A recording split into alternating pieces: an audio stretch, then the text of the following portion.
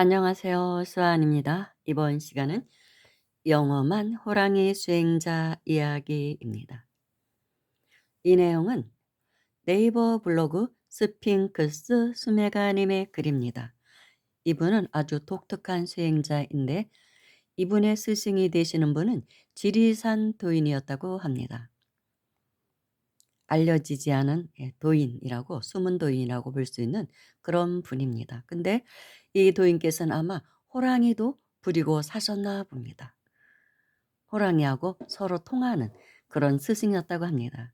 그래서 이 스핑크스 수메가님이 그 스승의 호랑이와 있었던 이야기들을 올려놓았습니다. 그래서 제가 너무 좀 신기하고 좀 기특하기도 하고 호랑이가 호랑이도 이렇게 수행을 하는구나 그런 생각이 들어서 소개하는 것입니다. 나는 가끔 가다가 스승께서 사랑하시던 호랑이 어우가 요즘에는 어떻게 지내고 있을까 궁금해 하고는 하였다. 1982년도에 스승께서는 제자들에게 설법할 자료로서 법화경을 200부 약간 넘게 인쇄하시고자 하셨다. 그 일을 내가 총괄하여 추진하였다. 그 무렵 밤중만 되면 관악산 칠부 능선 부근에 커다란 불빛 두 개가 나타났다. 바로 호랑이 어우의 밝게 빛나는 눈동자였다. 스승의 자택에서 직선거리로 수백 미터 떨어져 있었음에도 불구하고 호랑이의 눈에서 방사되어 나오는 눈부신 광채는 마치 두 개의 전등을 켜놓은 것 같았다. 두 개의 불빛이 작아졌다가 또 금방 커다랗게 커지곤 하였는데 스승의 자택을 바라보고 있었다.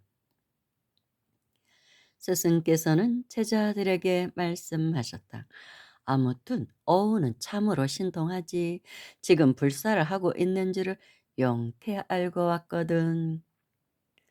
어우는 서울에서 수백 리 떨어진 곳에 운전하고 있는데 하룻밤 사이에 1,000리를 이동할 수 있다고 스승께서는 말씀하셨다. 서울에 계신 스승께서 불교에 관한 행사를 치르게 되면 어떻게 알았는지 어김없이 스승의 곁으로 날아오곤 하여 왔다고 한다. 대도인을 스승으로 두고 있으니 어우도 수행을 하여 몇 단계에 이르는 지혜의 관문들을 통과한 것으로 짐작된다. 스승을 시봉하던 혜정 스님이 어느 날 칠흑 같은 밤중에 산중 깊숙이에 있는 사찰을 찾아가고 있었다. 별빛에 의지하여 산속으로 발걸음을 조심스럽게 디뎌가고 있었는데 갑자기 눈앞이 대낮처럼 밝아졌다. 깜짝 놀라서 다시 앞을 바라보니 커다란 호랑이가 두 눈에서 눈부신 광채를 뿜으며 혜정 스님의 앞길을 밝혀주고 있었다고 한다.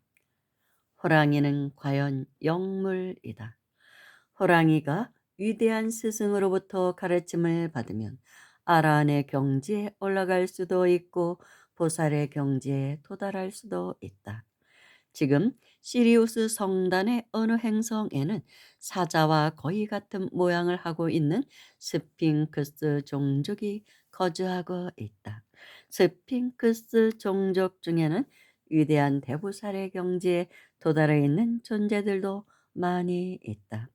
따라서 호랑이들이 보살의 경지에 이르는 것도 전혀 이상한 것이 아니다. 어우야, 너도 훌륭한 스승 곁에서 배운 게 있으니 지금은 비록 동물의 형상을 하고 태어나 있지만 현재의 생애에서 위대한 대보살의 경지에 도달하기를 나는 기원하고 있다. 머지않아 나의 뜻이 이루어지게 되면 네가 대보살의 경지에 이를 수 있도록 적극적으로 지원할 수 있게 될 것이다. 우리는 언젠가는 만나게 될 것이다. 반드시 위대한 깨달음의 경지에 도달하거라. 호랑이 어우에 대한 이야기를 좀 더 해야 할 것 같다. 스승님의 제자들 중에서 경찰관으로 근무하다 퇴직한 나이가 많은 제자가 있었다. 어느 날 그 제자는 그 스승께서 깊은 산중에 지어놓은 암자에 다녀오고 싶다고 스승에게 말씀드렸다. 그러자 스승께서는 그 제자에게 한 가지 조건을 내걸었다. 경찰관 생활을 하면서 사람을 죽게 한 일이 없으면 다녀오라고. 그 제자는 경찰 생활하면서 사람을 죽인 일은 결코 없다고 스승에게 말씀드렸다. 그러자 스승께서는 그 제자가 그 암자에 다녀오도록 허락하였다. 그리하여 그 제자는 스승의 암자를 찾아서 산속 깊숙이 들어갔다. 그런데 뜻밖의 문제가 생겼다. 야트막한 언덕배기를 올라가려고 하는데 아주 커다란 호랑이가 곰처럼 뒷다리로 선 채 앞발을 벌린 모습으로 길을 막고 있었던 것이다. 그 제자는 혼비백산하여 자동차들이 다니는 큰 길로 도망쳐 나와서는 근처의 동네에 들러 호랑이의 출현에 대한 이야기를 늘어놓았다. 그 제자는 그 동네의 사람들과 어울려서 간신히 암자에 다녀와서 서울에 돌아왔다. 그리고 한 달이나 심하게 앓고 난 뒤 스승을 찾아뵙고서 그 사건에 관한 이야기를 스승에게 전해드렸다. 그러나 스승께서는 이미 모든 것을 아시고 있었던 것이다.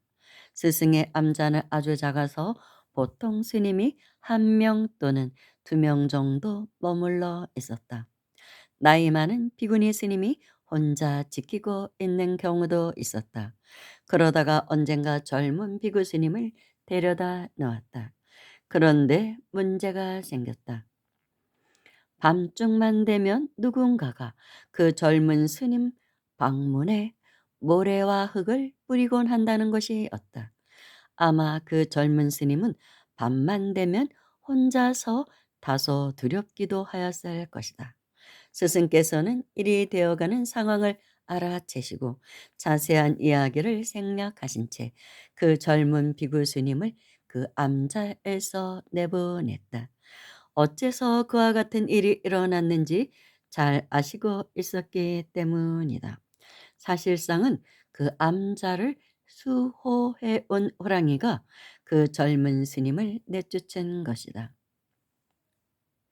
너는 부처님의 제자로서 또한 수행자로서 이 암자에 머물러 있을 자격이 없으니 어서 빨리 떠나가라는 신호였던 것이다. 이렇게 신통한 호랑이 수행자가 있다고 합니다. 그리고 이런 도인이 계시다는 것이죠.